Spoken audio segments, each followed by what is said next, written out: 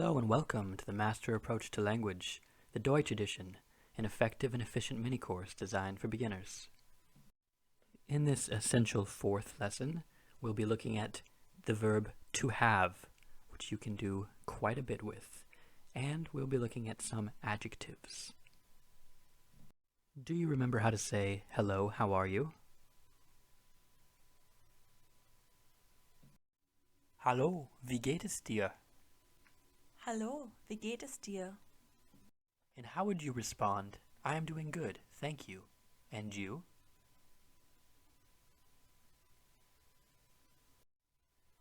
Es geht mir gut, danke. Und dir? Es geht mir gut, danke. Und dir? How would you say, not so good, I am very tired, but you are friendly, thank you. Take it piece by piece, and if you don't remember all of the words, that's no problem.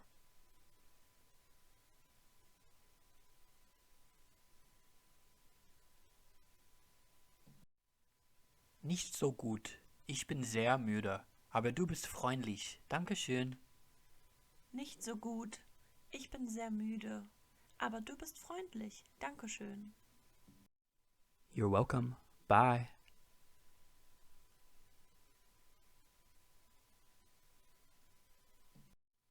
Bitteschön. Tschüss. Bitteschön. Tschüss.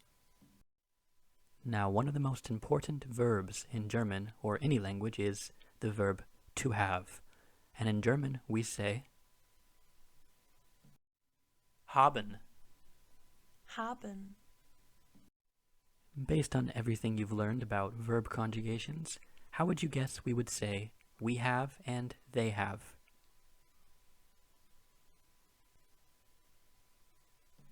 Wir haben. Sie haben. Wir haben. Sie haben. Now, here's an interesting thing about the verb haben. In German, one of the most common ways to say I'm hungry is to literally say I have hunger. And that's actually not so uncommon. It's like that in French, I believe, and a few other languages as well. And so, how do you think we would say we are hungry using the verb haben?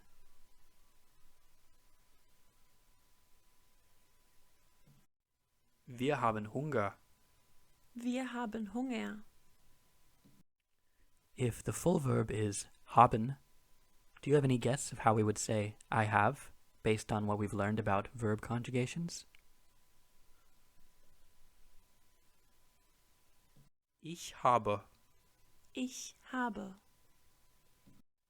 So how would you say I am hungry, or literally, I have hunger?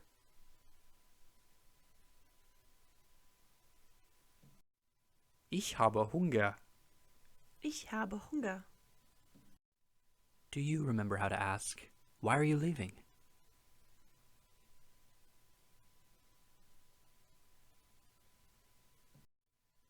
Wieso gehst du? Wieso gehst du? Remember the word for because? Weil. Weil. How would you say, because I'm hungry? Keeping in mind what the word because will do to the sentence.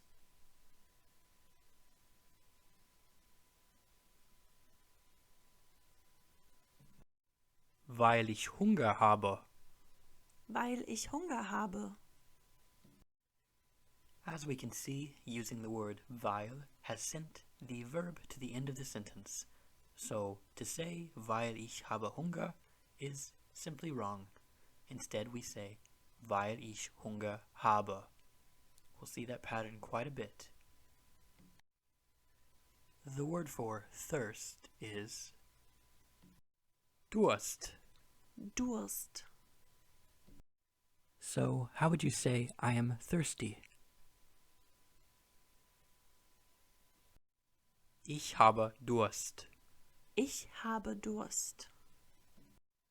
I've talked a lot about free words, and here's an example, and there are many, of a word that is free if you are able to stretch your imagination and make connections, which is critical in learning a language. So, the word for a dog in German is ein Hund. Ein Hund. Now that we know how to say a dog, ein Hund, how would you guess that we say the dog? Especially if I tell you that the word dog is masculine in German. Think about what you've learned and what it might be. Der Hund. Der Hund. Now here things get slightly tricky, but we'll go over it together and we'll understand it. How do you think that you say they have the dog?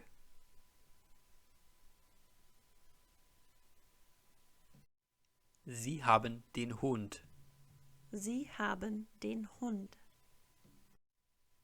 If you guessed Sie haben der Hund, that was a very good guess, but something happens to masculine nouns when they are the objects of sentences, and I think by the end of this lesson you'll understand what that pattern is, so don't worry about it too much for right now. And once again, the answer may not be what you think it is, but it follows the same pattern as the last example. How would you say I have a dog? Ich habe einen Hund. Ich habe einen Hund. If the full verb for to have is haben and I have is ich habe, based on what you know about the conjugations of du, how do you think we would say you have?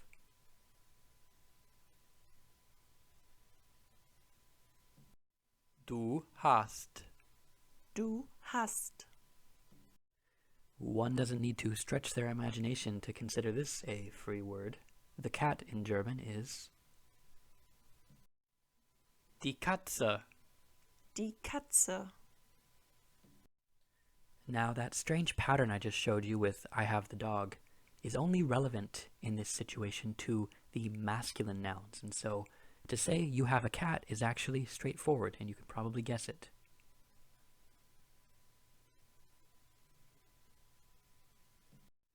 Du hast eine Katze. Du hast eine Katze. How would you ask, are you hungry? And keep in mind we're asking if you have hunger.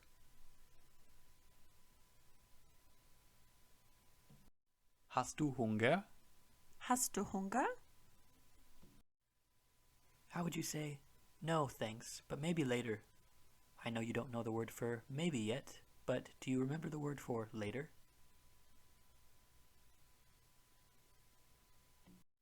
Nein, danke, aber vielleicht später. Nein, danke, aber vielleicht später. How would you say, no thanks, maybe later? Now I know that you don't know the word maybe yet, but do you remember the word for later?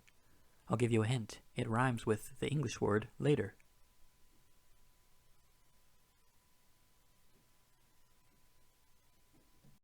Vielleicht. Vielleicht. Do you remember in the last lesson how we talked about how there are two ways to address somebody? Formally and informally?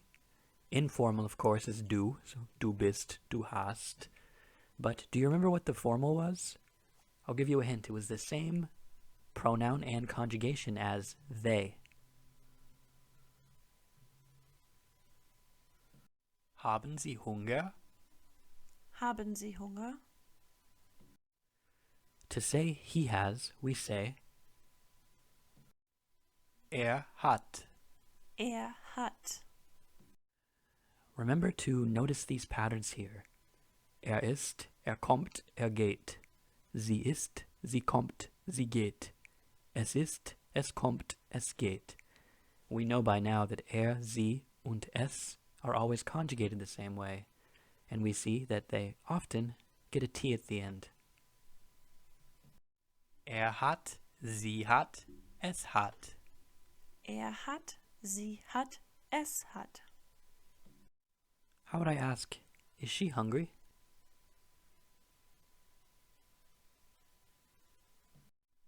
Hatte sie Hunger?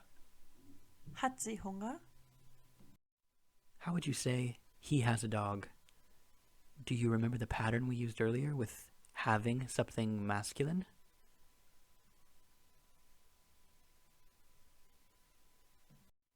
Hat einen Hund. Hat einen Hund. How would you say, She has a cat, but I have a dog.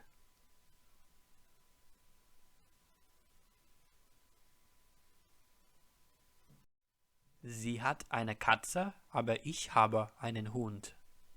Sie hat eine Katze, aber ich habe einen Hund. Here's a free word. The house is das Haus. Das Haus. How would we say they have a house? And remember, that unusual pattern we just saw only applies to nouns which are masculine, so this one should be pretty straightforward.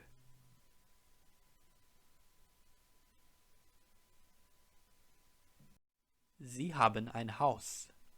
Sie haben ein Haus. The word for small is klein. Klein.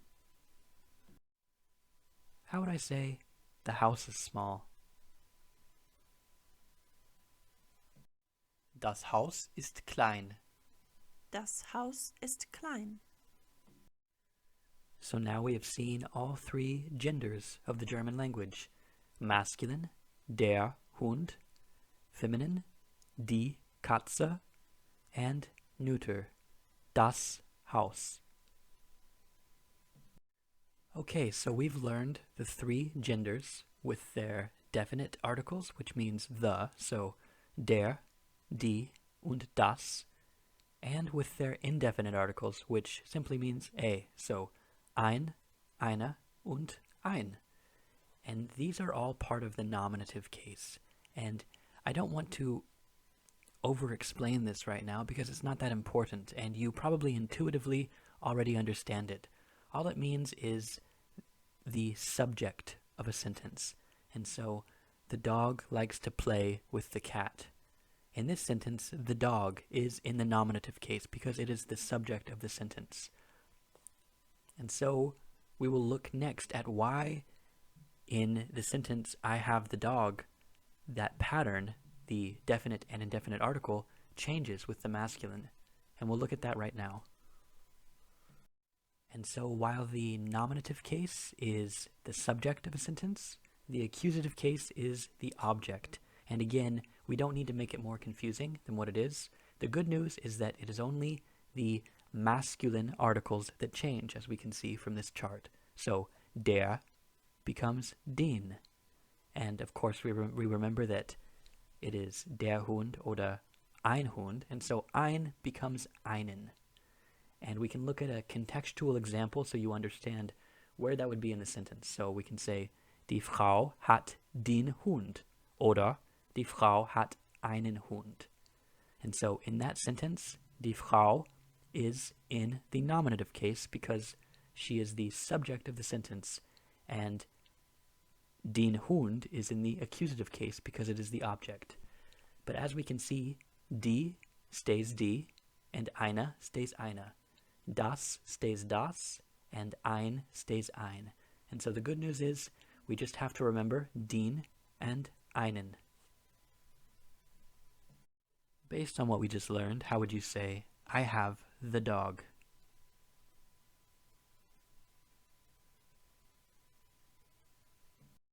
Ich habe den Hund. Ich habe den Hund.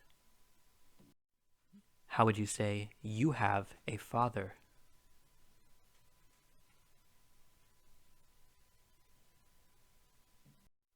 Du hast einen Vater. Du hast einen Vater. Now for the easier ones, how would you say, you have a mother?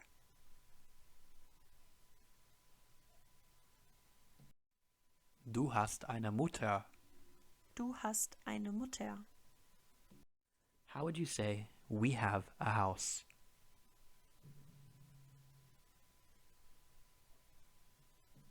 Wir haben ein Haus. Wir haben ein Haus.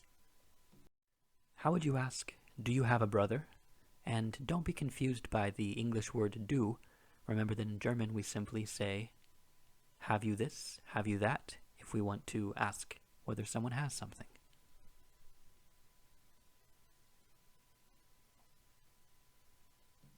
Hast du einen Bruder? Hast du einen Bruder? You've actually seen this word a few times now. How do you say beautiful or pretty? Remember, this word is often attached to the end of a thank you or a please or a you're welcome.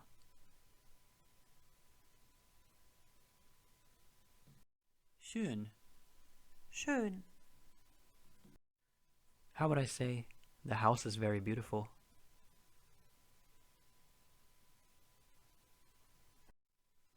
Das Haus ist sehr schön. Das Haus ist sehr schön. How about two free words? The words for old and young in German are alt und jung. Alt und jung. How would you say the dog is old and tired?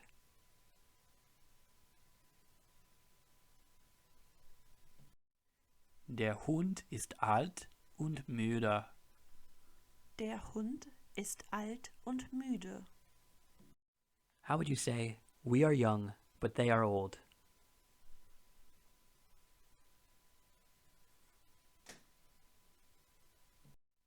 Wir sind jung, aber sie sind alt. Wir sind jung, aber sie sind alt. Now I'd like to talk about adjectives for a moment. So we already know how to say, for example, the dog is small. Der Hund ist klein. But what if we wanted to say a small dog? Well, in that case, we need to decline, which basically means adjust, the adjective to fit the gender of the noun. And a good trick for that is just looking at the definite articles. That's why I've highlighted them. So, ein kleiner Hund. That pattern is pretty clear, isn't it? We see der Hund, we take that er, and we put it at the end of the adjective. Ein kleiner Hund. Then we see die Katze, eine kleine Katze. That one's quite easy. And then das Haus, we take that S in das, and we put it at the end of the adjective, and it becomes ein kleines Haus. And I promise it's not as hard as it seems. Why don't we practice a bit, and I'm sure that you'll get it in no time. Based on what we just learned, how would you say a beautiful house? Keep in mind, it's das Haus.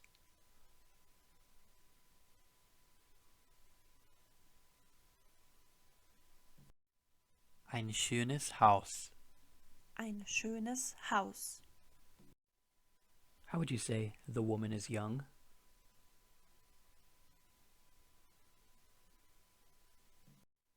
Die Frau ist jung. Die Frau ist jung. Now how would you say a young woman?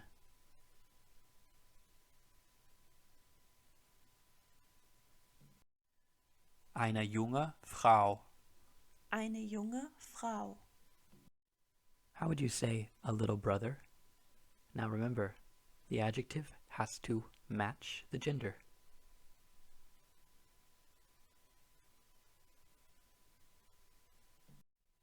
Ein kleiner Bruder.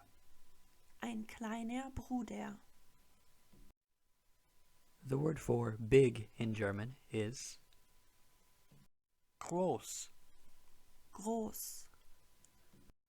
How would you say a big house?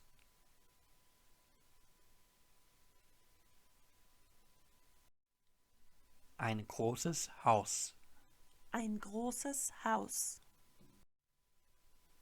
Now how would you say she has a big house? And remember that that unusual pattern doesn't apply here. It only applies to masculine nouns.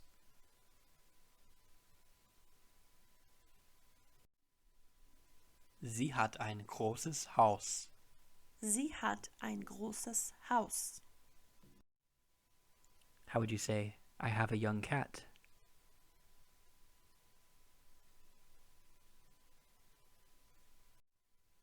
Ich habe eine junge Katze.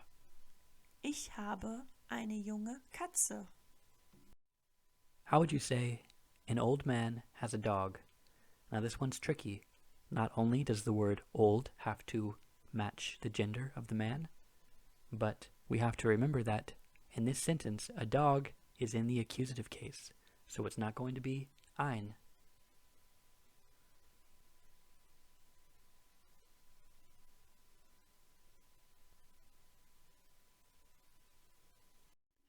Ein alter Mann hat einen Hund. Ein alter Mann hat einen Hund. Now that we've learned how to adjust the adjectives to indefinite articles, for example, ein kleiner Hund, you may be wondering, what if I want to say the small dog? Well, the good news is that is very easy. No matter the gender, all we do is add an E to the end of the adjective. Der kleine Hund, die kleine Katze, das kleine Haus. Quite simple. In that case, how would you say the tired old man?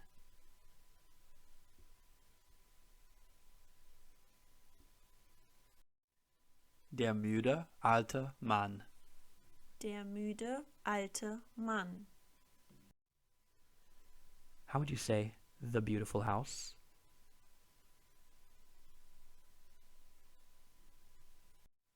Das schöne Haus. Das schöne Haus. Now, how would you say a beautiful house? Remember, in this case, beautiful must be adjusted to fit the gender.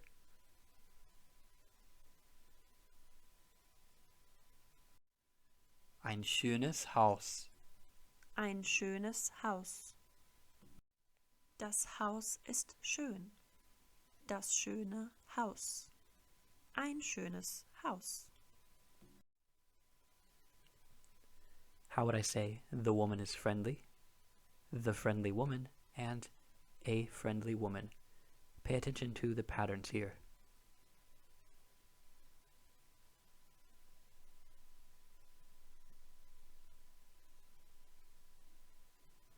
Die Frau ist freundlich. Die freundliche Frau. Eine freundliche Frau. How would I say the man is old, the old man, and an old man?